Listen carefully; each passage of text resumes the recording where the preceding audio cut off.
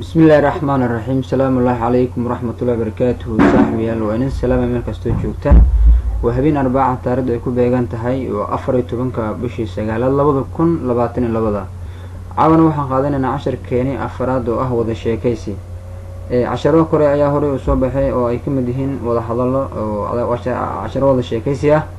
caawana waa mid lamid ah casharadii hore oo wada sheekaysi ah ku soo dhawaada saaxiibayaal casharkeena waxaa meesha ku sheekaysanayo laba arday A iyo B sidii hore baa u soo baranay haddana caawada sheekaysigan wuxuu ku saabsan yahay mid yaro oo iska siyaasad ah oo wuxuu leeyahay conversation wada sheekaysi ama wada hadal conversation wada sheekaysi ama wada hadal waxaa su-aasha bilaabay waa harafka A ama ardayga A oo wuxuu leeyahay did you stay ma joogtay the country wadanka ma joogtay adiga during inta lagu guda jiray the civil war dagaalkii sokeeye did you stay the country ama in the country did you stay in the country adiga wadanka ma joogtay did you stay adiga ma joogtay the country ama in the country in waa lagu dari karaa ama waa laga tegi karaa no problem prepositionkaas did you stay ma joogtay the country wadanka during inta lagu guda jiray the civil war ama the civil war dagaalkii sokeeye ee wadanka soo maray ee burburkii wadanka ma joogtay adiga ardayga B wuxuu leeyahay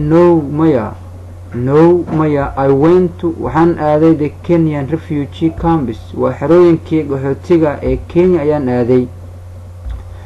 no maya wadanka maan joogin I went waxaan aaday to the Kenyan refugee camps kaamamkii qaxootiga refugee waa qaxooti camps waa kaamam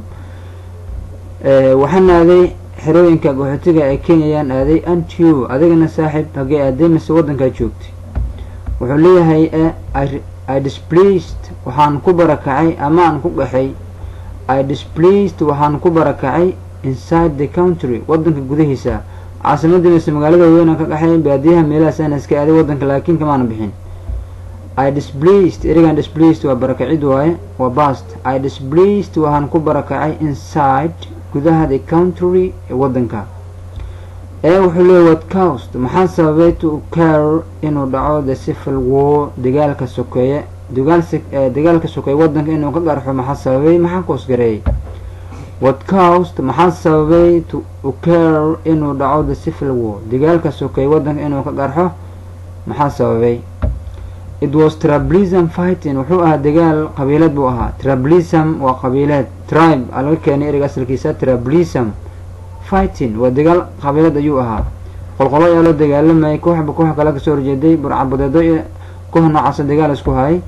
it was tribalism fighting wuxuu ahaa dagaal sokeeye ama dagaal qabiilad buu ahaa that started kaasoo bilaawday the collapse burburkii of the former regime waa maamulkii dowladii hore markuu burburay collapse waa burbur dumid baaba-id waayahay it was dagaalku wuxuu ahaa tribalism fighting dagaal qabiilad buu ahaa that started kaasoo ka bilaawday the collapse waa burburkii of oo soo gaaray the former regime waa maamulkii dowladii hore regime waa maamul waa nidaam dowladeed waaye former waa hore the collapse waa burburkii of oo soo gaaray the former regime waa maamulkii ama nidaamkii hore dowladii militariga markii burburtay ayaa ka bilaawday wadanka dagaal sokeeye how long has President Siad Barre been ruling the country muddo intee la-eg baa maamulaya Maxamed Siad Barre wadanka